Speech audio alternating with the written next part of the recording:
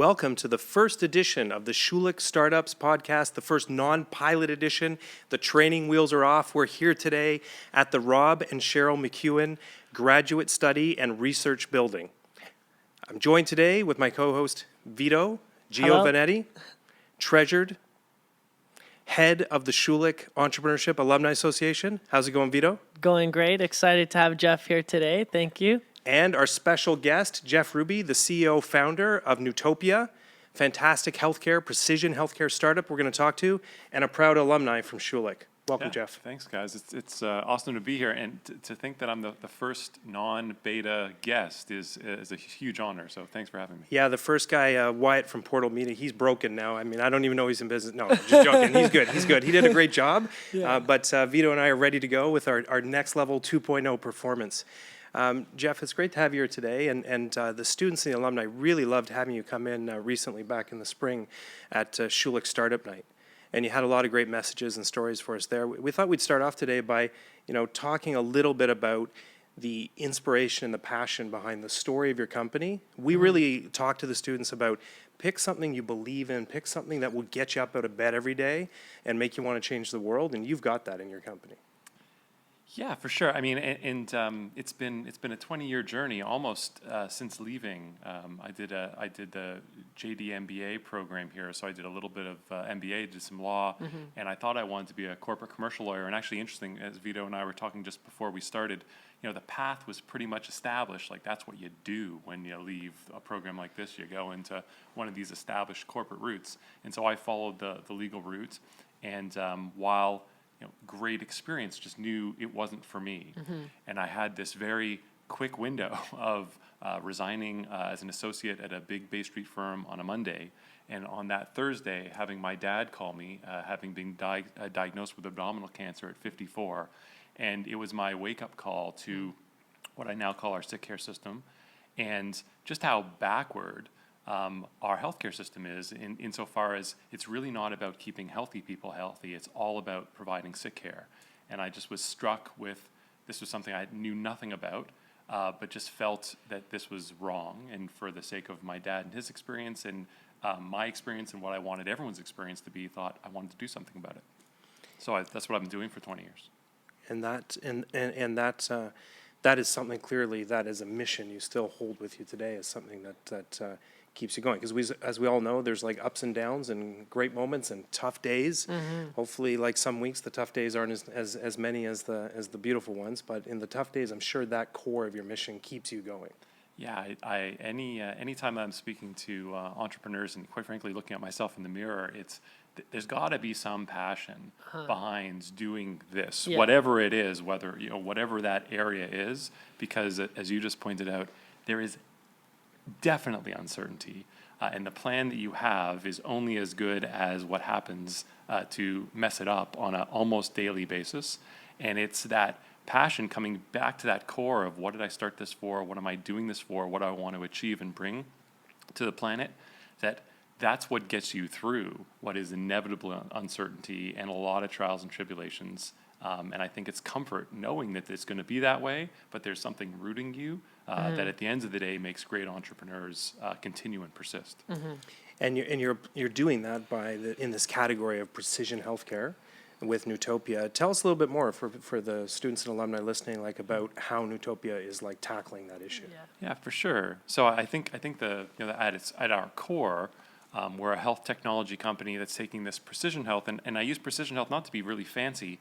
We believe that at the end of the day, you've got to get to know people really well, and so we use a combination of genetics, behavioral understanding, and social understanding, so that we can turn around and leverage that information, that's the precision part, to really get to know people, so that we can design experiences that combine the best of human and the best of digital to change habits and ultimately put them on a better, healthier lifestyle path. If we do our jobs right, we're creating new healthy habits to keep people healthy, to prevent illness and that sick care system kicking in. And so that's how all those pieces come together.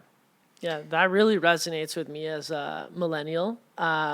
Knowing that there's these methods, these different sort of approaches to healthcare that can help me have a better idea of what I need to do going forward over these next 20 years to buy myself more time. I know even with my parents who are now in their 60s, they don't know very much about, you know, their health, right? If they're healthy, they're all good, right? And they don't really make proactive changes. So I think you're really onto something with Precision Health. And I would like to know a little bit about sort of the journey of the company to get to, you know, its current go-to-market. Can you talk a little bit about what that exploration was like and what you discovered?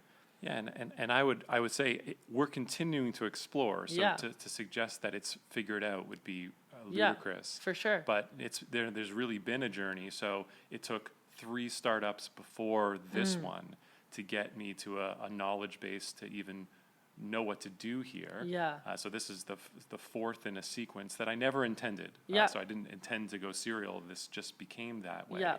But we actually started out with a direct-to-consumer orientation, believing that the best route was going to be offering this incredible precision health opportunity to individuals, and learned a couple really valuable lessons. The first and most important is actually most individuals don't want to invest or aren't willing to invest hard-earned dollars today to prevent diseases that may or may future, not yeah. happen in the future. It's that immediate gratification component, and as I say it Understood. now, it's so obvious. At the time, it wasn't so obvious. Yeah. We had to learn that lesson. And also we were being forced to become almost an aesthetic weight loss company, because that is what people want to spend on, Okay. is sort of looking good and feeling good here and now, which makes a lot of sense. But we were led to become something we didn't want to be and couldn't quite figure out how to get the distribution economics, just the cost to acquire and the value per customer right. And so we spent 3 years really trying a whole different number of opportunities there before we realized we needed to make a switch. The elegant term is pivot. It's a really funny term. Yeah. It basically means you have to shut the company down and restart the company, because the team that's required, the skill set that's Everything's required, the different, yeah. capital that's required is all different. But we'll go with pivot for the sake of the nomenclature. And then we moved to starting to work with employers and insurers. That makes Spent a sense, bit of yeah. time in Canada learning that How was that? actually really not good. Okay. And learns that for the most part, Canadian insurers and employers just don't have a huge motivation To move the needle. to keep their Yeah. employees healthy, because the costs and the cost burden is largely on the provincial health insurers. It's sure. it's OHIP here in Ontario, Yeah. or across each of the provinces, and so employers and insurers are let off the hook. And in many ways don't make huge investments in their people, which is another story for another podcast. Exactly, yeah. In terms of opportunity. For sure. But we did find a great audience in the U.S. Insofar as U.S. employers and insurers have to make these investments because all the costs are on their P&L, and they self-insure and are effectively the insurance company. And so that's been our route, and it took a little while to figure out that path. So let's cool. take that. That's Yeah. a really good piece we'd like to dig into a little bit more, because, you know, we've a lot of the companies here can tend to think that they can sell to Toronto. It's a fantastic market. It's a great place to build a company. It's a great place to find talent, but they hesitate to cross the border. More and more, we see successful companies that are building in Toronto but commercializing globally or commercializing in the U.S. What would be your, you know, you've had your own experience, but generally speaking, what would be your advice to the entrepreneurs that we're working with in terms of like looking beyond the city?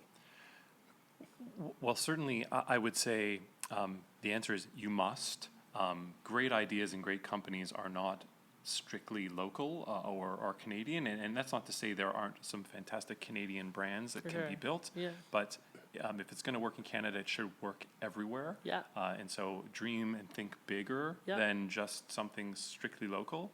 But in my world of health technology, it's almost a necessity, because there's very little. There's great innovation, there's great research, there are great opportunities to start and tap into talent, but there are very few commercial opportunities in the health technology sector to strictly do something in Canada. And I would say that made in Canada only health technology, it's dealing with incredibly tough regulation, incredibly yeah. tough market dynamics, incredibly tough capital raising dynamics, and ultimately you've got a population of 36 million in 13 different jurisdictions, and wow, what a headache. Whereas if you just bolden up and say, you know what, I'm going to start it here, I'm going to tap into all these resources, but look elsewhere, and just to our south is 10 times the market size with big insurers and providers and payers that need to they're innovate incentivized, and incentivized and don't care. As long as it works and it's proven, they are willing to give a Canadian company a chance. I found, I'm sure you Great. found the same thing, like that reaching out into America, reaching out into globally. It's not that hard. You just gotta you gotta pick up the phone. You gotta get to those trade shows. You gotta market yourself digitally and get in front of people.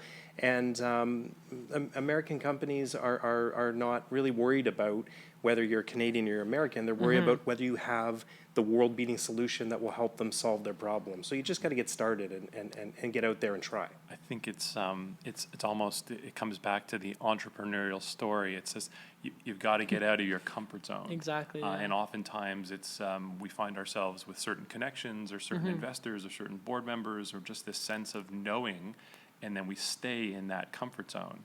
But to truly break through, it's about pushing yourself beyond.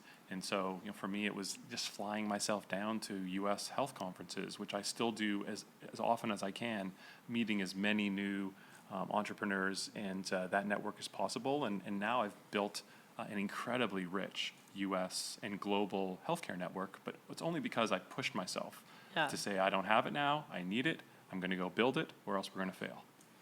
And at the same time, while we're all doing that, we're also incredibly lucky to have Toronto as a place to build and as a talent hub as well too.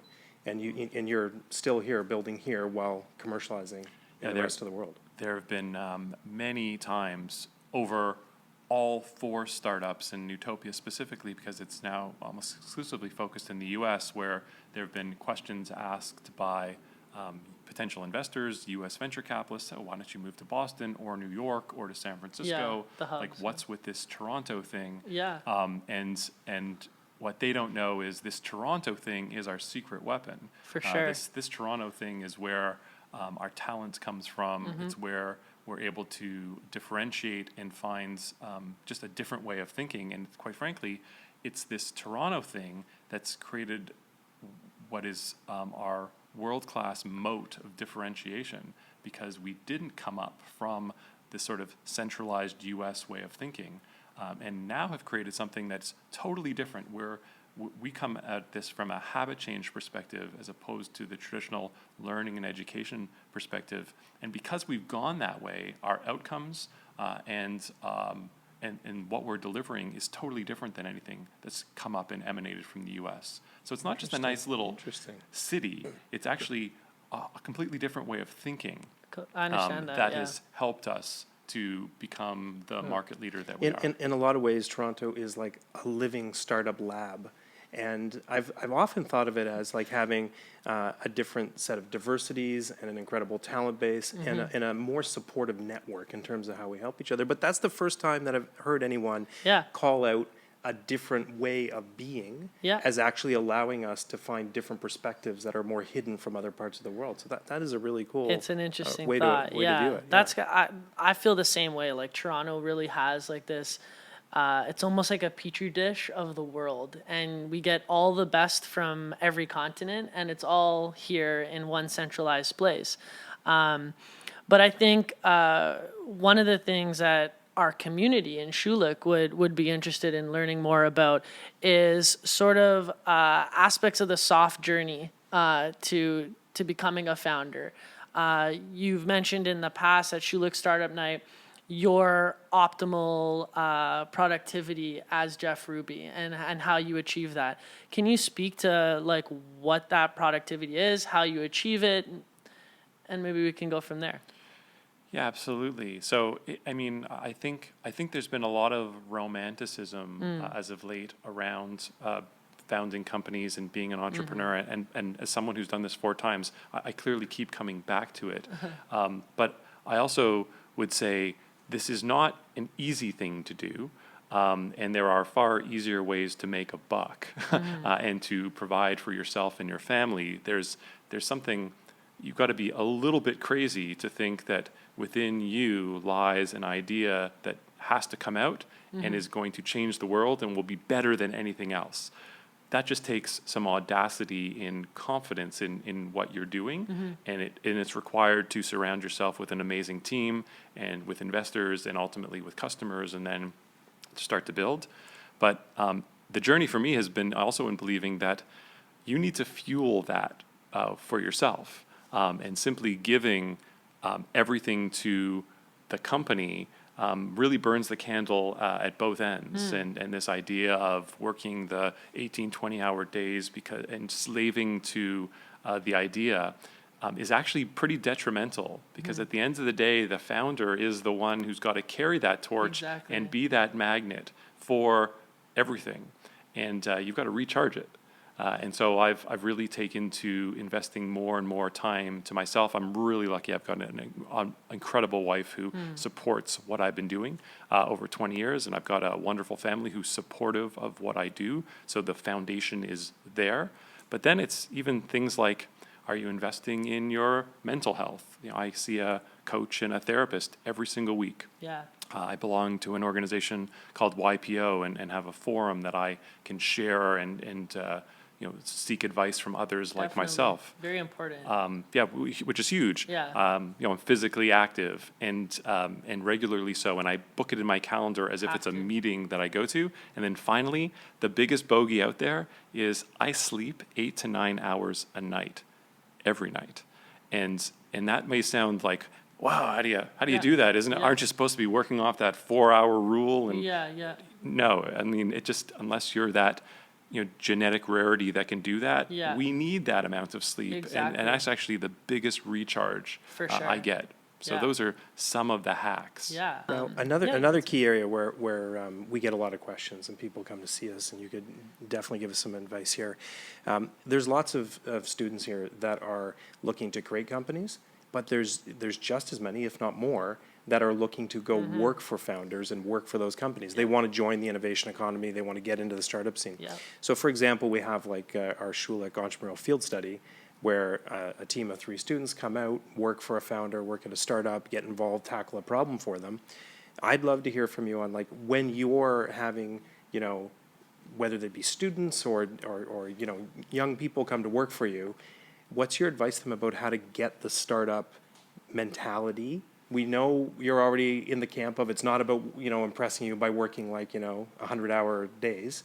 But what is it that you're looking for people to bring to the table that really captures your attention? Yeah, I think the quality and characteristic that I've looked for over the last 20 years is a real, you need to be smart. That's a table stake. But then there's a curiosity, and there's a desire to own, like to take a sense of ownership. And I don't just mean like stock or equity ownership. I mean just this idea that I'm going to come in, and whether I'm interning for the summer or whether I'm taking on a new role or I'm taking on a leadership role, it's this sense of I'm going to own what I do, and I'm going to own it so much that even if I take something, I mean, you don't want to go rogue, but be prepared to fail at it because you've got that sense of ownership, as opposed to waiting for someone to describe it to you or waiting for the job description to arrive, because that's a really difficult thing. Most young companies, startup or scale up, may not have the formal job descriptions that large organizations have. And so I just think it's that sense of coming in, understanding that we haven't got it all figured out, and being part of the solution as opposed to part of the finger pointing problem. Yeah. As opposed to they haven't got it figured out, it's I'm going to figure it out.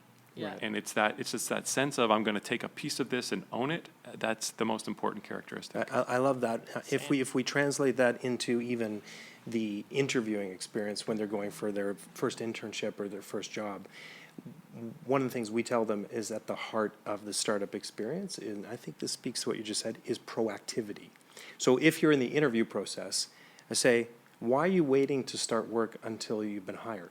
Why don't you figure, like, what is the piece of a project or a piece of an insight or an analysis or a report, or heck, if you're in business development, show up with a customer, like in the interview process to show who you are, right? And I think Would you agree that in terms of like a founder, founder mindset, or the people who do the hiring for you, that proactivity in the interview process is something they're looking for as well? Yeah, totally. I think anyone who's looking to join a company, and by the way, I totally agree.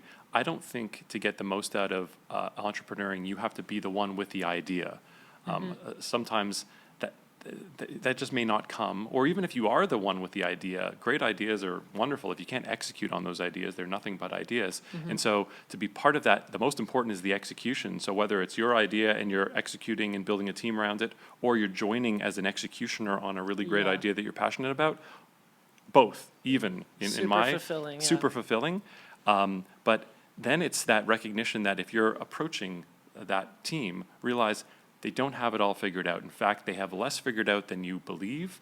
You've got the person who says it's all going well while the payroll isn't happening the next day. So recognize that, most of this is going to be thin, and just come in with this sense of like, what can I do to advance this mission? What can I do to help figure it out, knowing that it's not all figured out, taking that ownership, and being proactive.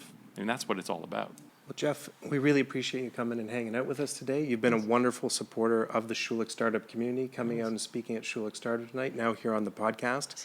We're going to love seeing you around now and again, more and more around this beautiful building, and having you engaged with the students and with the alumni building their companies. Where can people follow your company? Yeah, so Newtopia is very present on the web at Newtopia, Newtopia.com. And we're pretty active on LinkedIn as well as I am. For participants, Facebook, Instagram, all of those places channels that you would naturally look to find us. And so, happy for you to keep up with our progress as we continue to scale and grow. But one thing I would say to both of you is, 20 years ago when I graduated, there was none of this. And so I think I'm delighted to be a part of this, because I think the idea of giving back some of the wisdom, but also creating an opportunity for graduates to see entrepreneuring and working for startups as a natural progression from programs, whether it's BBA or MBA here, is a really phenomenal, and that's something I can really get behind. Awesome. That's Thanks. awesome. Thank you. We appreciate it so much. And we know our listeners, our viewers will be following up and looking at your work and what you're doing. The lessons today are going to make an impact on some people, aren't they, Vito? That are going to there's going to be companies that one day there'll be something from here that's going to be like a golden moment they'll be remembering they took away here and when you came to Schulich Startup Night. So thanks for coming out. We hope everyone will follow up with us as well too at Schulich Startups on Instagram. And we made it through, no training wheels, full bicycle, first actual episode, and we're out. Thanks, guys. Thank you. Bye.